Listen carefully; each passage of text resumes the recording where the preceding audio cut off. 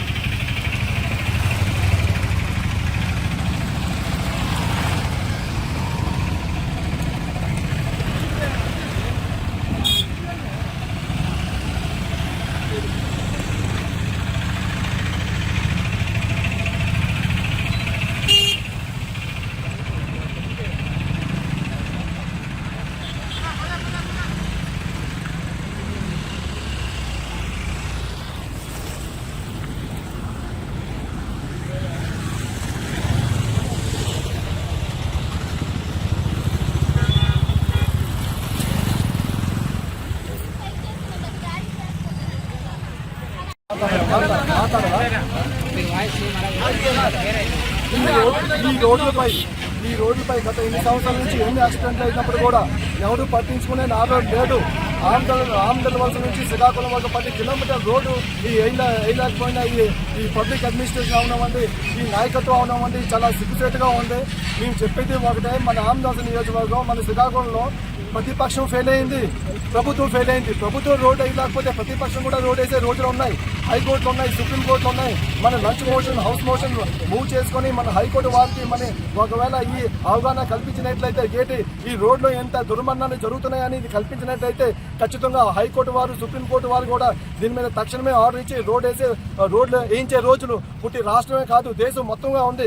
కాకపోతే దీని మీద రాజకీయాలు చేయాలనే లాస్ట్ వరకు రోడ్లు అవ్వకూడదనే ఈ రాజకీయాలు చేయడానికి ఇంతవరకు కొనసాగించినటువంటి ఈ ప్రభుత్వం అవునవండి, ఈ ప్రతిపక్షం అవునవండి చాలా సిగ్గుసాటుగా ఉంది. ఈ సందర్భంగా అందరికీ తెలియజేస్తున్నానంటే ఈ రోడ్లో ఇన్ని దుర్మరణాలు జరుగుతున్నాయి కాబట్టి తక్షణమే రోడ్డు కన్స్ట్రక్షన్ చేసి, ఎందుకంటే దీంట్లో పేషెంట్లు ఉన్నారు, ప్రెగ్నెంట్ లేడీస్ ఉన్నారు, స్టూడెంట్స్ ఉన్నారు, చాలా మంది సిటిజన్స్ ఇక్కడ నుంచి వెళ్ళే వాళ్ళు చాలా మంది ఇబ్బందికి గురవుతున్నారు.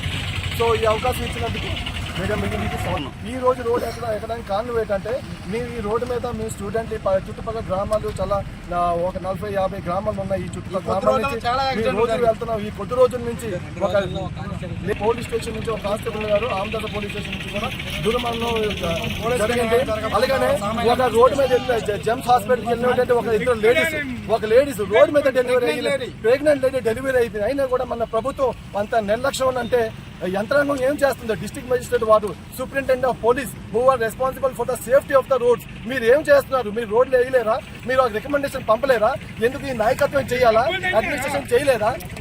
అంటే మన స్టేట్ ఒక ప్రభుత్వం కాదా? మనకు రాజకీయాలు